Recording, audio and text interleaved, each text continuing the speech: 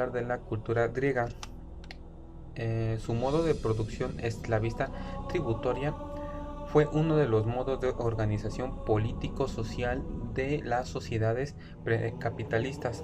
En ellas, la producción era mayormente desempeñada por personas despojadas de derechos ciudadanos y reducidas a la servidumbre obligatoria, llamados esclavos. Fue ampliamente empleado en las civilizaciones clásicas de Grecia y Roma, y fue en parte responsable de tanto su florecimiento como su entrada en crisis. No debe confundirse con la esclavitud. Los esclavos no reciben remuneración alguna por sus esfuerzos, más allá del techo y la comida. Los esclavos eran figuras contempladas por la ley y reducidas formalmente a casi objetos, sin derechos ciudadanos individuales ni colectivos, sin supervisión de ninguna institución. Sus hijos podían nacer esclavos también y pertenecer al mismo amo, o en algunos casos podían ser libres o ubicarse en alguna categoría intermediaria. En sociedades clásicas esclavistas como la griega, se podía llegar a la esclavitud por impago de deudas, por crímenes cometidos o por derrota militar. Incluso existían esclavos del Estado dedicados a la función del servicio público. Sus clases sociales del esclavismo: los hombres libres podían tener territorio, bienes, derechos civiles y heredar a sus descendientes su patrimonio, en el que incluso podían haber algún número de esclavos, y los esclavos eran ciudadanos de última categoría, desprovistos de derechos y de acceso a bienes, ni hablar de derechos civiles o participación ciudadana. Eran como más que cosas y lo seguirían siendo dependiendo de cuál fuera el caso. La ciudad clásica, nos referimos a la ciudad griega y romana. Como todas las ciudades, la forma y estructura de ellas depende de la concepción que sobre el ámbito urbano tienen la cultura que las crea. A pesar de todo, tienden hacia la regularidad geométrica, frecuentemente ortogonal, que ya aparece en la Harappa y Mohenjo-Daro, pero en las ciudades griegas, donde alcanzan su máximo desarrollo en la antigüedad clásica, en general las casas son de adobe, ladrillo, madera y caña. La Grecia clásica es el periodo de la historia de Grecia comprendido entre la revuelta de Jonia en el año 499 a.C., cuando termina la época arcaica, y el reinado de Alejandro Magno en el año 336 a.C. al menos 323 a.C., cuando comienza la época helenística, o de un modo más genérico, los siglos 5 y 6 a.C. Se trata de una época histórica en la que el poder de los polis griegas y las manifestaciones culturales que se desarrollaron en ellas y alcanzaron su apogeo. El templo es el edificio más significativo. Se construye según unos principios o normas conocidos como el orden o estilo, que están basados en la columna. Estos órdenes arrancan desde las raíces del arte griego, la raíz doria y la raíz jonia. El dórico es un orden más sobrio que da una sensación de mayor pesadez. Se ha relacionado con el hombre, el orden idílico. El jónico es más fino y rico, se ha relacionado con lo femenino. El corintio es más ornamental. El tablamento o cornizamiento, conjunto de molduras horizontales sostenidos por columnas o pilares que coronan un edificio. Se compone de arquitrabe, friso y cornisa. Eh, arquitrabe, parte inferior del entablamento que descansa directamente sobre las capiteles de las columnas y está formado por una única pieza de piedra que cubre los intercolumnios.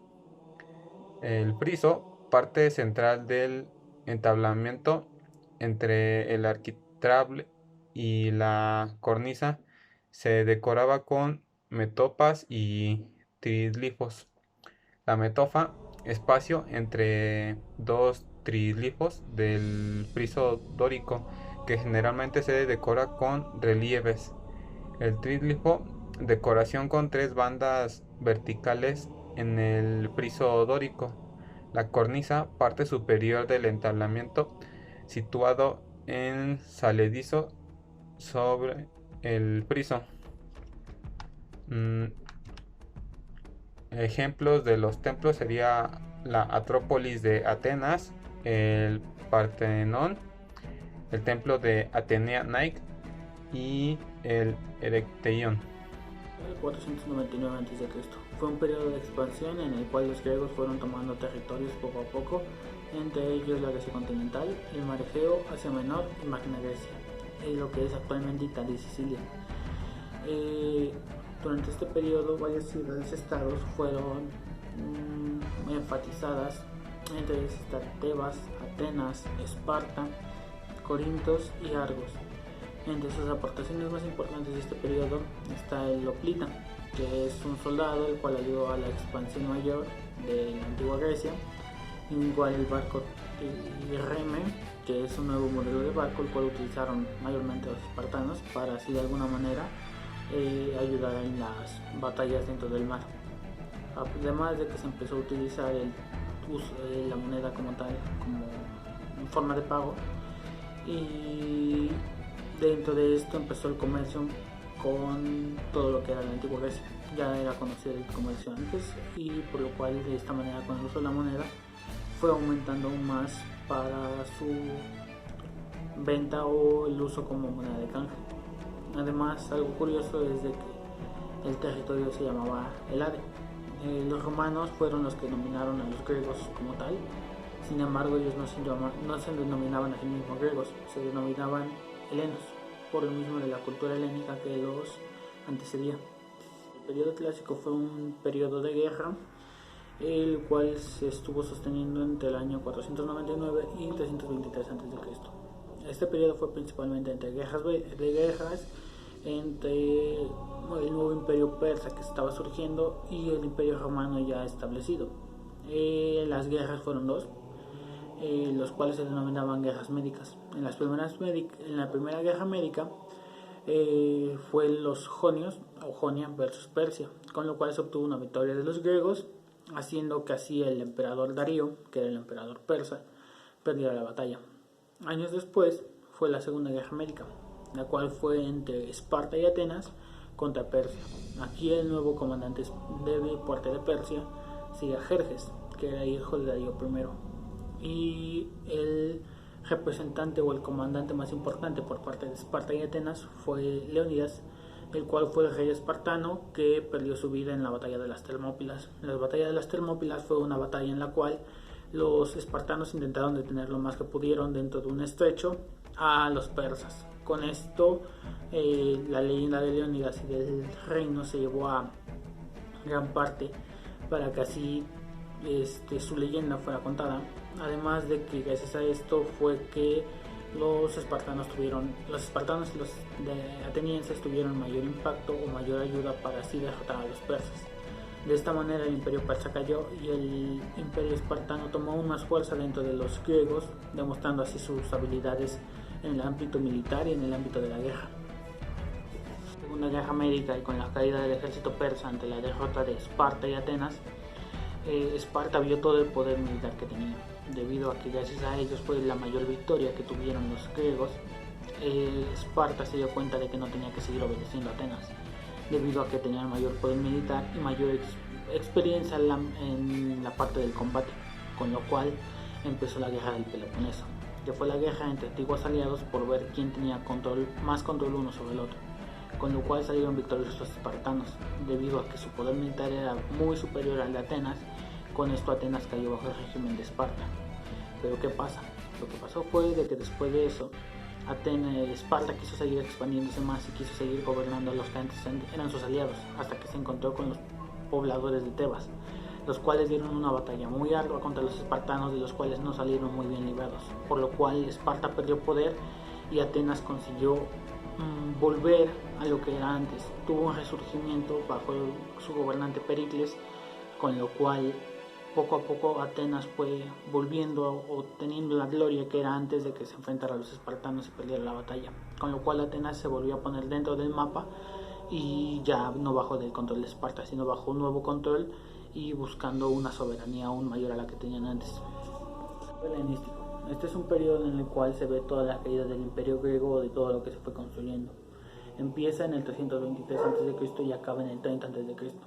Aquí surge un personaje muy importante, Alejandro Magno, el cual hereda una Grecia derrotada por parte de su padre y poco a poco busca irla resurgiendo y ir consiguiendo que el poder que tenía antes vaya volviendo a ser.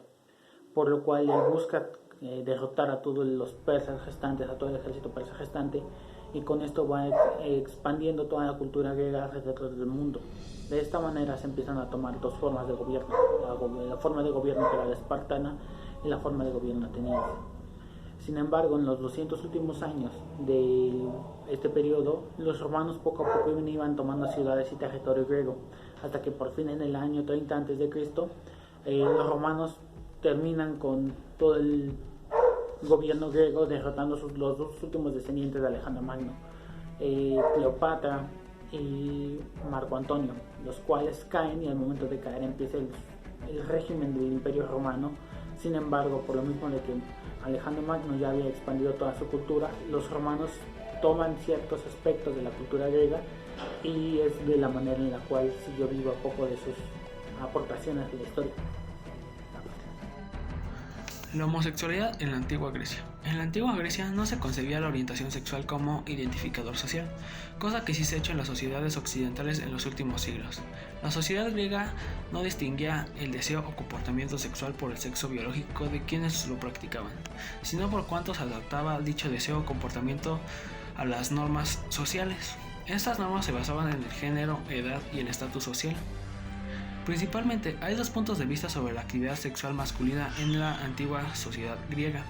Algunos eruditos, como Kenneth Dover y David Halpern, afirman que existiría una marcada polarización entre compañeros activos y pasivos, penetrado y penetrador, y esta polarización activo-pasivo estaría asociada con roles sociales dominantes y sumisos, y el rol activo se asociaría con la masculinidad, con un estatus social alto y con la edad adulta, mientras que el papel del posesivo se asociaría con la feminidad, con un estatus social bajo y con la juventud. Según esta visión, cualquier actividad sexual en la que el hombre penetrara a alguien socialmente inferior se consideraba normalmente socialmente inferior a mujeres o jóvenes, extranjeros, prostitutas, esclavos. Igualmente, ser penetrado especialmente por alguien socialmente inferior podía ser considerado vergonzoso. Otros estudios, sin embargo, argumentan que las relaciones entre hombres normalmente incluían un hombre adulto y un joven. El hombre mayor tomaría el rol activo. También la describen como cariñosas, amorosas y afectivas. Y argumentan que la tradición griega de las relaciones homosexuales era central en la historia griega y la guerra, la política, el arte, la literatura y la educación. Resumido en el milagro griego. Bueno, yo les voy a hablar sobre la cultura romana. Empecemos por su monarquía. La monarquía romana cuenta con ciertas características resaltantes. La primera de ellas es su ubicación. Esta se desarrolla en Roma. Esta región creció en la orilla izquierda de un tramo navegable del río Tíber, a unos 25 kilómetros de su boca del fácil acceso al mar Tirreno. Tenía ventaja de posicionamiento, su zona marítima y en tierra eran muy buenas.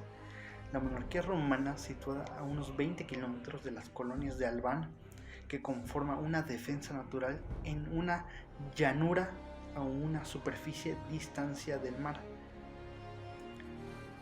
La ciudad no tenía incursiones de los piratas gracias a esta zona. Además, tanto el propio río y la isla Tiberina como las colonias del Capitolio y el Patalino operaban como ciudadelas naturales fácilmente defendibles. Sin embargo, la mayor ganancia de Roma en cuanto a su ubicación fue su proximidad al río Tíber. Este desempeñaba un papel clave en el desarrollo económico de la ciudad, porque las mercancías que venían del mar tenían que ir hasta el curso del río para ser dirigido ya sea a la Eururría o a la Campania griega. De este modo, Roma era capaz de monopolizar el tráfico terrestre, ya que estaba situado en la intersección de las principales carreteras del interior italiano. El Foro Romano fue construido en la época de la monarquía. El foro era un lugar público donde se encontraban edificios civiles y administrativos, así como los templos más importantes. Es la parte central de las ciudades romanas, lugar que se conquistaba. Lo primero que se construía era un foro. El foro albergaba diversas funciones cívicas, comerciales y religiosas. La infraestructura más importante del foro romano es la Cloaca Máxima, ya que este fue construido en una zona pantanosa y debían quitarlo. Hablemos de una de sus características de la arquitectura. La arquitectura romana se caracterizó por la monumentalidad y por el significado de sus edificaciones, con una idea de inmortalidad. Es un estilo práctico y funcional que obedece a la estructura del Estado. Esta se puede observar en el desarrollo de la arquitectura civil y militar, como basílicas y ternas. Unos ejemplos de esto es el Panteón, templo dedicado a los dioses. Otro de los ejemplos es el Mappader, la República Romana. Y otro de los ejemplos es el Templo de la Fortuna Viril o de Portunos, el Templo de Júpiter, Capitolio, el Domus o Casa Romana. Otro ejemplo es el Forum Olitorum. Un poco de su imperio. Octavio Augusto fue el primer emperador del 27 después de Cristo. Superación de la crisis social y política. Los territorios alcanzan su máxima extensión. Este periodo se conoce como Pax Romana. Sufre proceso de ruralización de la población. Hablemos un poco de sus características arquitectónicas. Desarrollan de variedad de construcciones con gran influencia griega. Utilización de arco y bóvedas heredadas de los etruscos. En muchas construcciones combinaban arcos y pilares con columnas y establecimientos semejantes a los griegos. Realizan diversas innovaciones técnicas que les permiten utilizar nuevos sistemas constructivos. Los pisos son de mosaico, barro, piedra o mármol. Utilizan la bóveda de cañón, la de arista y la de casetones, como el Panteón construido en las épocas de Augusto. Enriquecen sus edificios con materiales lujosos. Predominan las líneas curvas, rectas y la simetría. Sus templos están desplantados sobre el gran basamento o podium que los elevaba del nivel del piso.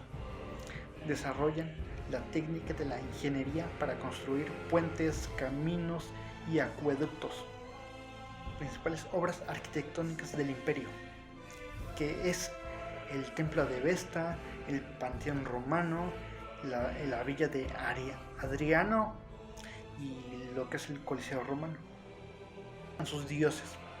Bueno, sus dioses eran Júpiter, Juno, Vulcano, Diana, Febo, Minerva, Venus, Plutón, Neptuno, Marte, Mercurio. Aquí serían las comparaciones de dioses romanos y dioses griegos. Está Afrodita, diosa de la belleza, la sensualidad y el amor. De otro lado, dioses romanos, tenemos a Venus, diosa del amor, la belleza y la fertilidad. En los dioses griegos está Zeus, dios del trueno o el rayo, es padre de los dioses y los hombres. En los dioses romanos está Júpiter, padre de dioses y de romanos. En los dioses griegos está Atenea, diosa de la guerra, la civilización, sabiduría, estrategia en combate, de la justicia y de la habilidad. En los dioses romanos está Minerva, diosa de la sabiduría y de las artes. En los dioses griegos está Artemisa, diosa virgen de la caza, los animales salvajes, las tierras y los partos. Diana, diosa de la caza y protectora de la naturaleza. Entre los dioses griegos está Hades, dios Hades el invencible, el dios del inframundo. En los dioses romanos está Plutón, dios del inframundo. En los dioses griegos está Apolo, dios de la música y la lira. Entre los dioses romanos está Febo, dios de la belleza, del sol, la curación, la profecía, el tiro con arco. En los dioses griegos está Dionisio, hijo de Zeus, dios de la fertilidad y el vino exportado de pasión. En los dioses romanos está Baco, hijo de Júpiter, fruto de una relación con una mortal. Baco, dios del vino, del amor y de la festividad misma. En los dioses griegos está Hermes, mensajero de los dioses, encaminaba a los muertos al inframundo, protector de caminos y senderos. En los dioses romanos está Mercurio, mensajero de los dioses, protector de los mercaderes, comerciantes, viajeros y ladrones. El Coliseo de Roma se ubica en el centro de la ciudad de Roma, Italia, cuya denominación original es Anfiteatro Flavito, con casi 200 metros de largo, 156 metros de ancho y 48 metros de altura, con una capacidad para albergar un aforo de aproximadamente 50.000 espectadores. El origen del nombre del Coliseo se debía a la cercanía de una estatua de un coloso en un Nerón, el Arco Triunfo. Su ubicación es en la plaza del Coliseo Roma. La estructura debía estar decorada con tallas, destacadamente con figuras aladas femeninas de la victoria. Paisajismo romano. Las construcciones se integran con el entorno generando los principios de arquitectura orgánica, y con la topología nace la concepción de los jardines. Casa-habitación. Las casas domus de los romanos con alto poder adquisitivo delata la sofisticación de sus costumbres. Expresión artística del romano. El arte romano, con sus características esenciales, se encuentra en todo el imperio de manera importante, en la hispana Roma. En el arte hispano-romano hay que destacar la arquitectura y obras públicas, la escultura y los mosaicos. La arquitectura siguió las pautas del carácter práctico y así se destacan grandes construcciones y obras públicas como acueductos, murallas y puentes. Asentamientos. Los romanos penetraron en la península ibérica en el 218 a.C. y sobre todo a partir de la mitad del siglo II a.C. empezaron a crearse asentamientos estables. Caída del Imperio Romano. Las tropas de Visigodo Alarico saquearon Roma, causando una conmoción general en todo el imperio. vivió su último capítulo en el año 476 en Ravenna, ciudad que era capital del mismo imperio. Esto trajo al aumento de divisiones sociales y territoriales. La batalla de Andrópolis, donde lucharon aproximadamente 20.000 hombres, perdiéndose así la gran parte de este ejército, y con ello las guerras civiles. Y con esto concluye el video de Grecia y Roma.